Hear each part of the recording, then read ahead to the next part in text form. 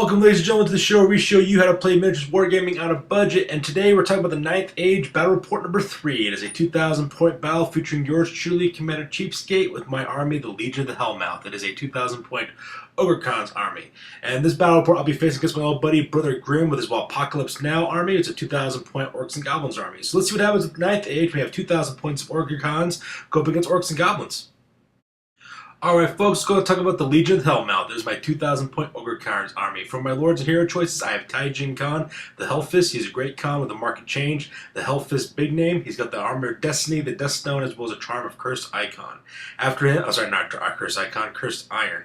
After him comes Crom Rottenjaw, the Balefire. He's a great Shaman with a level 4 upgrade, as well as a market change. He has a Greater Fire Blessing, the Path of Alchemy. He's got an Iron Fist, as well as a Rottenjaw big name. After him comes Korgul Khan, the Spine Splitter. He is my Khan BSB upgrade. He's got the Dragon Banner, Spine Splitter big name, Mark of Wrath, as well as an Iron Fist. For my 2 court choices, we have the Blight Kings, which is 7 tribesmen with a champion, musician, standard bearer, Skull of Quinget, heavy armor, Iron Fist, and Marks of Pestilence. And after them, we have the Wrathmongers, which are my 6 bruisers with a champion, musician, standard bearer, and Marks of Wrath. For my special choice, we have the Immolators, which are 4 bombardiers equipped with the Marks of Change. And then for my 2 rare choices, we have 2 Thunder Cannons, the Anvil of Hell, as well as the Hammer of the Gods. They both have Marks of Changes. And basically that brings my army up to 1,997 points. Alright, so let's talk about Brother Grimm's Waaaghpokylipz Now army. It is an Orcs and Goblin army for 2,000 points. For his Lord Heroes choices, he has Mad Mel, who's the Prophet of Waaaghpokylipz. He is a Goblin King equipped with the Goblin Wolf Chariot. He's also got the Axe of the Waaaghpokylipz, as well as Plates of Tutek. After him comes Old Blacktooth. He is a Feral Orc Big Shaman with level 4 upgrade. He's also equipped with Fencer's Swords, as well as the Talisman of Greater Shielding. After that, we have a hero choice with Nakia Loon. He's a Cave Goblin Chief with a shield, Batter Standard upgrade, as well as the Ironhide Icon. After him, we have the Shrinking Shroomhead, who is a Cave Goblin Shaman with a level 2 upgrade, Book of Arcane Power, and equipped with Screaming Swords. For my opponent's core choices, he has the Ludas, which is 38 Cave Goblins with full command, Netters, Spears, and Shields, as well as 3 Mad Gits. After that, we have Dim Backstabbers, which is 20 Cave Goblins with full command short bows, as well as 3 Mad Gits. And then another unit of 20 Cave Goblins called those Sneaky Gits, which has full command short bows, as well as 3 Mad Gits as well. So yeah, 9 Mad Gits in this army, which is pretty intense. After that, for his special choice, he has the Crimson Killers, which is 39 Iron Orcs with full command, plate armor, and the Stalker standard. And then for his rare choice, he has them Kamikaze Boys, which are 2 Git launchers, and that brings his grand total up to 1,997 points. So basically, both their armies have exactly the same amount of points, which is kind of rare in Warhammer. Kind of cool, actually. Assemble the army! Alright, with the armies assembled, let's go and talk about deployments. So basically, we're flying on our 4x6 inch table, 4 foot by 6 foot pit table once again, and just normal battle line setup. As you can see there, my enemy, Brother Grimm, my opponent has his entire Orcs and Goblins army basically set up on the far side of the battle table, and then of course on the near side you have my army, which is the Legion of Hellmouth. So let's go and talk about the deployment real fast. Basically, I just lined up my guys in a solid straight line. I got my bruisers as well as my tribesmen in the center of my lines in order to engage the enemy right in the front, and also on the left-hand side I got my bombardiers as well as my thunder cannons on the right-hand side to kind of like flank my opponents. So let's talk about the zoom-ins real quick. Alright, as you can see in this main picture here on the left-hand side, I got my left flank, I got my bombardiers set up on the left-hand side. Their job is basically to move to those fences and start shooting at goblins. Their entire time as they're moving up forward, while my bruisers on the right-hand side, they're kind of lined up and try to charge into those goblins as quickly as possible and take them out. I wasn't sure what I was thinking about when I was doing this battle. For some strange reason, I was under the impression that Mad Gits or Fanatic-type units were no longer in the army books anymore. I'm not sure why I thought that. I should have double-checked my facts, because those are Cave Goblin units right across from me, and you know those Fanatics are hiding in there. I'm sorry, Mad Gits are hiding in there, so because of that, caused a lot of problems later on the line, but we'll talk about that later when we get to the battle. And here's a close-up of my center and right flank. As you can see there, I got my tribesmen there on the left-hand side with my level 4 Great Shaman. And of course, I got the Anvil of the Gods as well, Anvil of Hell and the Hammer of the Gods, which are my 2 Thunder Cannons right on the right-hand side. So basically, I'm going to kind of divide my army. I'm going to send my tribesmen as well as my Thunder Cannons straight from my opponent's Iron Orcs, which is basically set right across the battlefield from me, while the bruisers as well as the bombardiers take care of the rest of my opponent's Cave Goblins. So that's pretty much deployment for this side. Alright, let's talk about Brother Grimm's Orcs and Goblins deployment. As you can see on his left and center side, he basically has his 3 units of cave goblins. He's got that big, huge horde of 40 of them with his great shaman, Goblin shaman located right there in the middle. And he's got 2 flanking units of 20 guided goblins apiece, armored short bows. And then right behind him, he has his Goblin King, Mad Mel, who's on his wolf chariot, kind of leading there for support as well as leadership level as well. So that's the deployment on his left and center side. And I don't know why I didn't think it, but his Mad Gits are, of course, hiding inside of his cave goblin units. So that's the plan for this part of the board.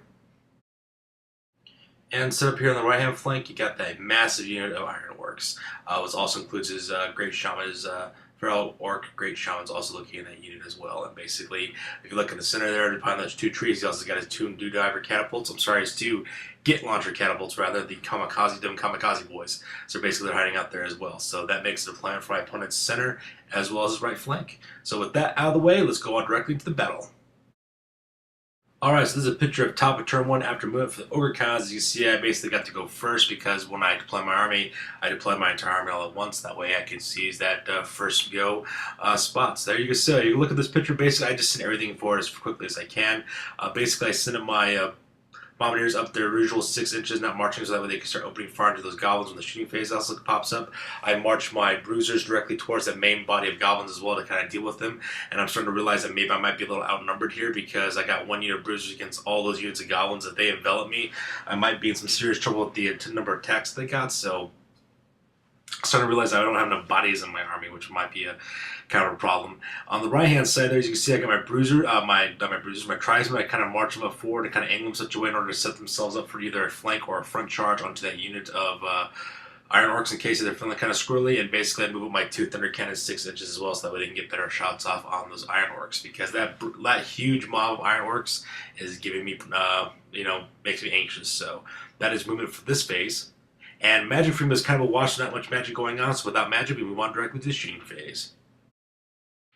Here's a close-up shot of my Bombardiers as well as my Bruisers and my Great Khan as well as Khan moving up towards the main line of Goblins there. I mean, Goblins are kind of weedy, so they're pretty easy to take care of, but they can be a kind of a problem. There's a big mass of them, especially when they got their Goblin King right behind them. So starting to think that maybe sending these guys forward was a bad mistake. But anyways, that's what I did, so that's how I'm going to report it.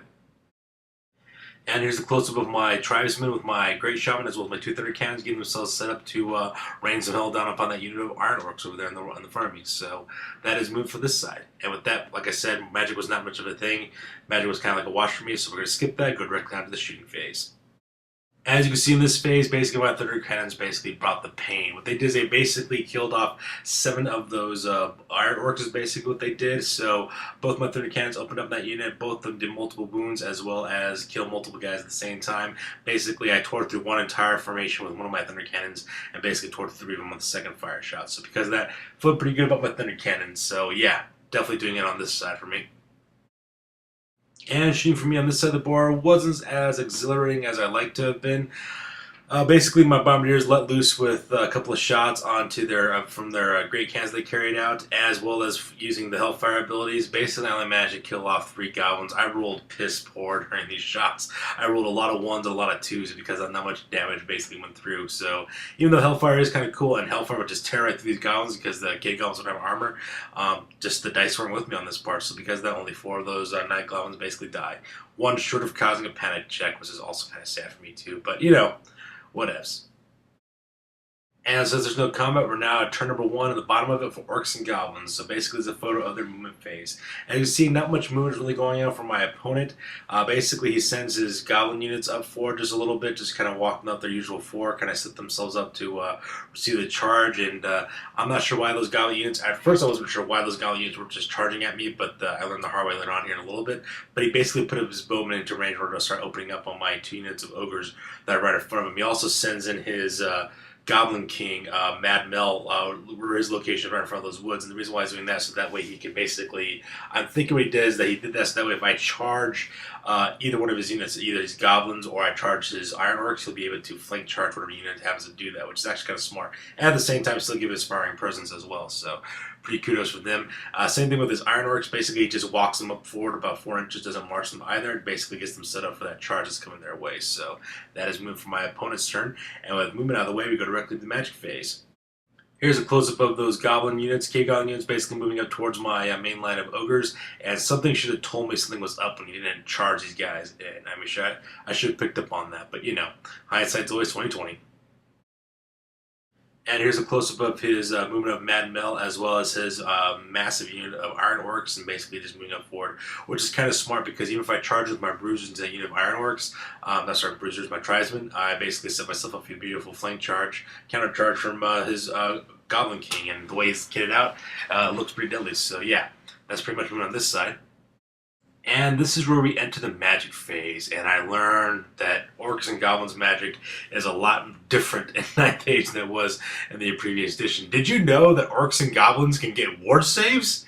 That's right, ward saves, ladies and gentlemen. There is actually a spell that the Orcs can cast from the Big Gods spell lit line path that basically gives them a 5-up ward save. Like, as if Orcs and Goblins weren't deadly enough as it is, or the magic was ridiculous enough as it is. Basically, he gets that spell off. He casts a couple of other spells.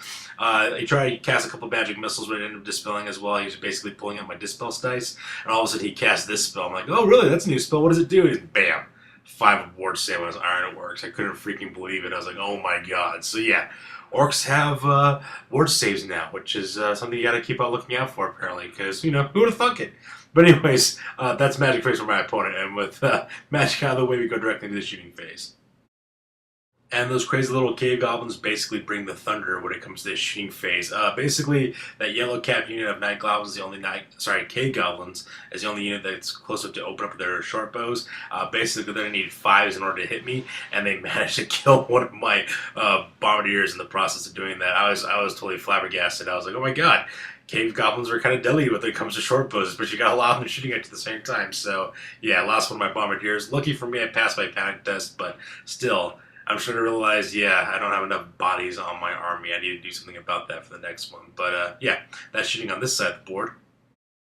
And then those Git launchers, both of them target my Bruiser unit with my Great Khan and Khan located inside of it, and basically they rain havoc as well.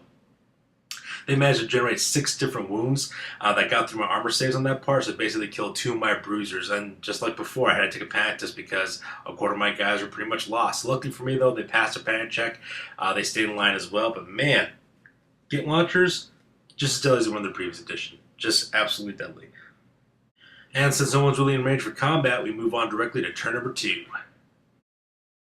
And this leads us to turn number 2 for Ogre counts at the top of turn 2 after movement phase. As you can see, there has been a lot of guys go charging in, try to get some damage going on. At the same time, those freaking fanatics pop up, and I was like, oh my god, mad gits have gone wild.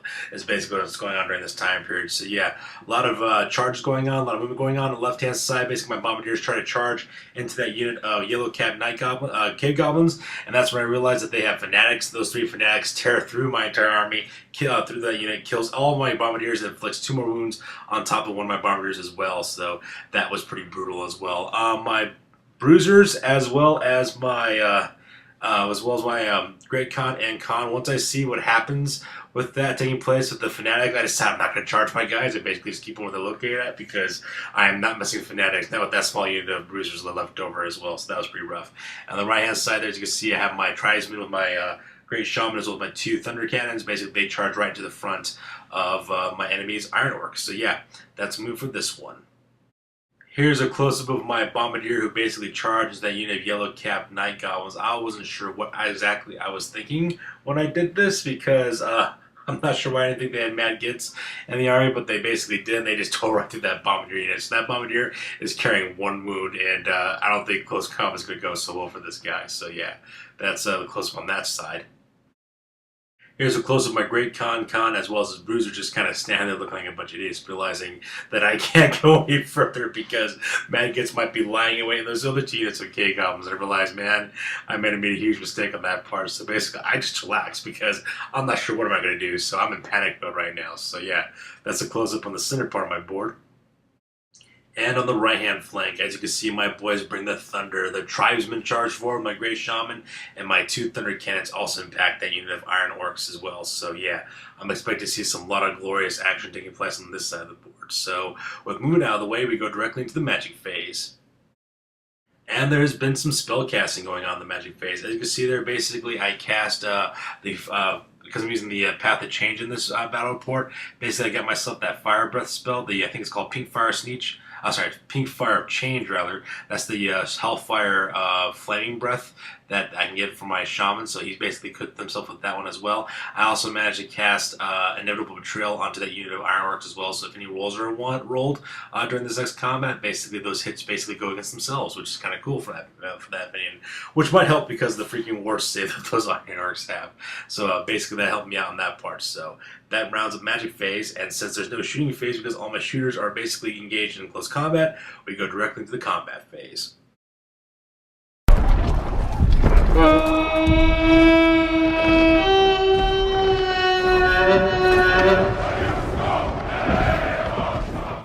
And I am blasting the horn of victory in the close combat phase because this freaking guy, this one remaining Bombardier, he's only got one wound left on him. Basically, he brings the fury when it comes to these goblins. He manages to kill 8 of those night goblins, and they fail to manage to get a single wound off on him. It was a freaking miracle that this guy managed to survive that long. Now, the reason why he's got 8 kills is because he's got the Mark of Change, which means he can use Hellfire for every successful hit that I can make, unsaved wound that I can make. I can make D3 additional strength 4 hits, and D3 strength 4 hits against Cave Goblins without any armor, that's just easy right there. So I managed to kill 8 of those goblins at the same time, plus combine with my charge, and my opponent basically has to take a break check. And the goblins break, and I pursue, and that Bombardier runs them down and kills every single last one of those goblins, which is pretty epic. I mean, this guy should not have survived at all, and basically he should be dead, but he just pure awesomeness. It's kind of like he just like would go for broke, was like, these are for my friends, and just roared and just basically blew up a bunch of goblins with Hellfire is basically what he did, so that's pretty epic. So basically I did a combat reform for him, gave him set to do a wonderful flank charge in that unit of 40 goblins. If this guy manages to break or kill that unit, it's going to be freaking epic if that actually ends up happening. But anyway, yeah, so that's combat on this side of the board. Alright, combat on this side doesn't go as well as I would like to have gone, basically. I do kill a bunch of Iron Orcs for my troubles. I managed to kill like 4 or 5 of them through impact hits. I managed to kill like another 4 with the attacks from my Great Shaman as well as my Tribesman as well. I popped the Rotten Jaw ability that gave that unit of Tribesman poison attacks, but didn't do me very well because of freaking ward saves. My opponent basically used those ward saves and basically did himself a lot of good, saving a lot of the imagery that I did. Inevitable Betrayal was also kind of lackluster as well because whatever attacks can get through the armor, they're basically saved by ward saves on that part. So in all, I think I managed to kill about 9 of them, and basically they, I think, inflict a couple of wounds on my Great Shaman. I think 2 on my Great Shaman and 2 more on another one of my Tribesmen. So combat was kind of lackluster all told, but in the end, I basically won this combat. And so with multiple chargers, banners, basically my opponent had to take a break check at that point. And the Iron Orcs break, and I pursue, and we run them down. Well, but to be more accurate, actually my Thunder Cannons actually ran them down is what ended up happening because their chariots was Swiss Stride. Basically, the Black Orcs rolled, I think, a 7, and one of my chariots rolled a 9. So basically ran those guys down and eliminated them as well. So we did a quick, swift combat reform, got all of my guys on that side basically turned to kind of take on the rest of the flanks of my opponent. Basically, I'm planning on sending those Tribesmen right directly into the flank of the Goblin King and just work their way down the line of goblins, while my Thunder Cannons basically aim up at those those Git Launchers, and basically destroy those guys. So combat, pretty freaking epic. One man's army from my Bombardiers and destroying about 40 Iron Orcs. Can't complain whatsoever. Alright, this is a picture of turn 2, the bottom of turn 2 for Orcs and Goblins. As you can see there, my opponent basically does a little bit of moving as well. All he does basically pushes up his Looters as well as his Backstabbers, which are those 2 units of Cave Goblins, towards my Bruisers. He brings them exactly within 8 inches, and I think the reason why is because he's planning on deploying his Mad Gits, which is going to be really bad for me at that point. And then the right-hand side, basically, he just charges in his Goblin King Mad Mel with all his magic weapons right directly into my Bruisers to put the hurt on. So yeah, that is move for this side of the board. Here's a close-up of his Cave Goblins moving in within 8 inches to unleash the fury of the Mad Gits, so now I'm kind of worried about that part. And here's a close-up shot of his Goblin King Mad Mel charging into my Tribesmen, and because Magic Phase for my opponent is basically gone because I killed his Shaman with his Iron Orc unit that I just destroyed, we move on directly to the shooting phase. At this point, this is where my opponent unleashes the Mad Gets. All 6 of his Mad Gets for both those units of K-Goblins basically go forward. 2 of those Mad Gets go through my Bruiser, basically just charges right through and just basically kills them. What he does, he ends up killing, I think, 3 of those, yeah, exactly 3 of those Bruisers, which is pretty devastating for me. Luckily for me, I passed my panic check, so those guys are still kind of locked in, but now I got a wonderful little Mad Get right down the center between my 2 units, so that way I can't charge his main body now because of it. And on the right-hand side, as you can see there, 3 of his Mad Gets are also deployed as well, getting ready to bring the pain on that part. So shooting phase was not so great for me on this side of the board. And on this side of my Thunder Cannons, both of those Git launchers open up on one of my, the Anvil of the Gods, which is my, the Anvil of Hell, which is one of my Thunder Cannons, and basically just destroys it right off the bat, so that got destroyed. And basically I take a panic test for my other Thunder Cannon, which is basically the Hammer of the Gods. He fills his panic chest and basically runs forward 2 inches, runs back 2 inches towards where those craters are located at. So shooting for me is now disrupted, which is kind of rough, but you know, it is to be expected. With shooting out of the way, we now directly go into the combat phase. And the combat phase is actually kind of brutal for me with this one. Mad Mill, that Goblin King, with the axe of the Waaaghpokylipz as well as the plates of Tutek, that guy brought some damage in. With his impact hits, I was able to mainly mitigate the damage from those impact hits. Wasn't that bad. Basically killed one of my orcs, my ogres. But with those swinging axe, you get D3 attacks plus additional D3 strength, and that thing was rolling out of the box. He got basically 3 more attacks as well as strength 7 attacks and killed 2 of my ogres just by himself as well. The wolves and the other goblins and crewmen really didn't do much of anything, unfortunately for him, but you know, still, it's pretty devastating when it came to that part.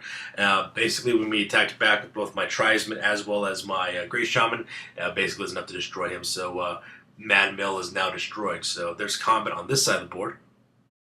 Which brings to the top of turn 3. So you can see here, basically, a lot of charges just basically went down. Both of my units of ogres, the tribesmen as well as the bruisers, charged into the respective cave goblin units as well. My bombardier, he basically started off the charge by charging into that Mad Get that was between my bruisers and my Great Khan and Khan before those cave goblins.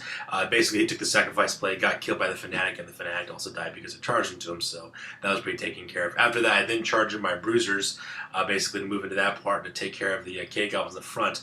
On the right-hand side, right behind that stone pillar in the center of the board, my great shaman, as well as his tribe, charged the flank of that cave goblins. And if you look on the very far right, my Thunder Cannon, the Hammer of the Gods, basically passes rally, turns around to get ready to shoot. So that is movement for this side. Here's a close-up of the main battle line taking place. You can see there my Khan and Tyrant, as well as my last remaining bruiser with the floating moon charging the front of the cave goblins, and that combat's going to go pretty nicely for me. And same thing on the right-hand side with the tribesmen and the Great Shaman charging into the flank of those cave goblins. So yeah, bound to bring the pain on this one. And with movement out of the way, we move on to the magic phase. Magic Phase is kind of a wash for me. Sorry about the blurriness of this picture. I only basically rolled 3 dice. I got a 2 and a 1. My opponent got the 2 dice. I got the 1 up on top of them. So basically, I use my Dispel dice to use the Pink Fire spell, which is that flaming attack spell. My opponent tried to Dispel but failed, unfortunately, and I just wiped out half that unit of red capped cave goblins there on the right-hand side. So those guys are wiped out. And so with Magic Phase done, we go directly onto the shooting phase. And in the shooting phase, the Hammer of the Gods destroys both of those units of Git launchers. Basically, I opened up fire on that, basically made the hit, rolled my 2d6, got 12 inches, so it passed right through one Git launcher, destroyed that one, and it passed and wounded the other one, and basically destroyed that one too. So pretty epic shooting out of the box from my Thunder of the Gods, which is pretty epic on that part. So yeah, Thunder Cannons, definitely like the Thunder Cannons. And with shooting out of the way, we go directly to the close combat phase, and basically I just brought the thunder and I slaughtered cave goblins like it was going out of style. Between impact hits, stomps, as well as my usual attacks with Hellfire ability, the cave goblins, the looters, which is that big unit of 40 cave goblins, didn't stand a chance whatsoever. They managed to put another wound onto my bruiser on the left-hand side of the standard bearer bruiser, and as well as putting a wound on top of my Great Khan. But for the most part, though, those cave goblins did not stand a chance. We killed about 3/4 of those guys. Basically, they filled leadership chest, they broke, we pursued, basically we destroyed them, and that army is now dead. On the right hand side is pretty much the same story. Impact hits with regular attack with Hellfire ability, not Hellfire abilities, just regular attacks on top of those cave goblins. Those cave goblins didn't stand a chance either, just absolutely destroyed what was left over for that unit. And so yeah, my enemy has nothing left except for those 3 Mad Gits, which are right there in the middle of the table. Which brings us pretty much to the end of the game. As you can see on the board, basically the only thing that are left are 5 Madgets, and I pretty much tabled my opponents. So my Ogre Collins army is a lot smaller than it was when it first started off. I basically lost half my army in the process of taking on these Goblins and Orcs, which was kind of different. I wasn't expecting that kind of a challenge, but it was pretty doodle. So as you can see there, that's what the table looks like after the game. So with that, we move on to the after action report because this game is now over. That's it, man. Game over, man. It's game over. Sure, I could have stayed in the past. Could have even been king. But in my own way, I am king. Hail to the king, baby. Alright, ladies and gentlemen, this brings us to the after action report. This is the part of the battle report where we talk about what went well, what went poorly, and what we can learn for the next time that we go into battle for this one. So this is the after action report for 9th Age battle report number 3. It was I, Commander CheapSkate, with my Legion of the Hellmouth Ogre Collins army versus Brother Grimm with his Waaaghpokylipz Now Orcs and Goblin army. So let's talk about some of the things that went well and what went poorly so that we can prepare ourselves for the next fight. Pretty much this was a really fierce battle. I really underestimated the deadliness of Orcs and Goblins in the 9th Age, and I'm never going to make that mistake again. For whatever odd reason, I didn't think that Madgets were involved in the rule for some reason. I thought maybe they just kind of overlooked those things for a strange reason, and that basically came back and bit me. Plus, Animosity being gone is now being placed on new rule Unruly, which is pretty good, which means all they gotta do is they get a negative test for restraining for pursuing, as well as for leadership tests. So, didn't really see that coming either. So Orcs and Goblins are now a pretty fierce army to take on with, especially with some of the bonuses they get, especially with Orcs when they get that Born to Fight ability, which gives them a +1 up strength, so they're pretty deadly as well. Madgets, also known as Fanatics, because we all know what they really are, they are still as deadly as they were in the previous edition. They're popping out with those strength 5 D6 armor piercing hits with armor piercing 2. Really, really deadly. As you saw, those Madgets just tore right through my unit of bruisers like it was nobody's business. So I have to watch out for those guys as well. Another thing I wasn't also expecting was Orcs and Goblins in the terms of their magic. Their magic is very legit now. It is a real challenge to face against, especially with ward saves. Just say it with me: Orcs and Goblins with ward saves. How freaking ridiculous is that? It is deadly, is what that is. Imagine if you threw that on a unit of what's it called, Feral Orcs, with their already +1 up for their ward save. Basically, they're 4 ward save now. Those things would be freaking deadly. I can't even imagine trying to take on a unit of those guys, like a whole entire horde brick of Savage Orcs, Savage Orc Biggins, or whatever their equivalents are called now, with that spell on them. Now that would be pretty deadly. So Orcs got Magic Phase, definitely a real challenge to face against this time around. Once again, the thing that really saved me in this battle is my Marks of the Dark Gods, specifically Marks of Change, with Hellfire ability as well as Divine Attacks. Basically really helped me out in this one. The Hellfire ability was really good to use against the Goblins, because that way they have low toughness anyway, so they're pretty easy to take out. Divine Attack really helped me out to take on that unit of Iron Orcs when they had their ward up +5 up ward up save, so basically helped me take care of those as well. So Mark of Change and that ability to change your different types of attacks is real useful. I can see that really tipping the scale against something with Ethereal or with Demonic special rules, which basically might help out a lot with that one. One of the weaknesses I identified in my army in this battle report is that I do not have enough units in my army. With my Hellfist ability, I can't take any chaff like Yetis or things like saber-toothed tigers, or whatever they're called now these days. So because of that, I really had nothing to take out or pull out any Madgets, even if I was aware that Madgets are in there. So I'm feeling a little unempowered with the amount of units and models I can bring to the fight. I mean, it's an Ogre Con army, so you're always going to be outnumbered unless you're taking Scraplings. But because I got the Hellfist ability, I can't bring any Scraplings with me. So I'm going to have to really think about my list and adjust some things in order to compensate for that. So thinking about taking out one of my Thunder Cannons, replacing it with something else. At this point, I'm really not sure. List is still up in the air, but maybe I'll come up with something pretty soon. I'm still loving the game, learning all the rules, and still learning to adjust to those rules and how they work out. I'm really enjoying the game now. Yeah, there's some things I had some issues with it, like some of the things that they might have nerfed, but you know what? That's just the way things are. So yeah, still loving the game, still loving the rules, still playing with my opponents, and it just feels better knowing that I'm going back to a system that I'm really familiar with. So yeah, that pretty much wraps up this one for battle report number 3. Please feel free to like, comment, subscribe, thumbs up, thumbs down, whatever the case may be. Your feedback is always appreciated. All it's going to do is make my battle reports better. So yeah, see you on the flip side, guys. Peace out.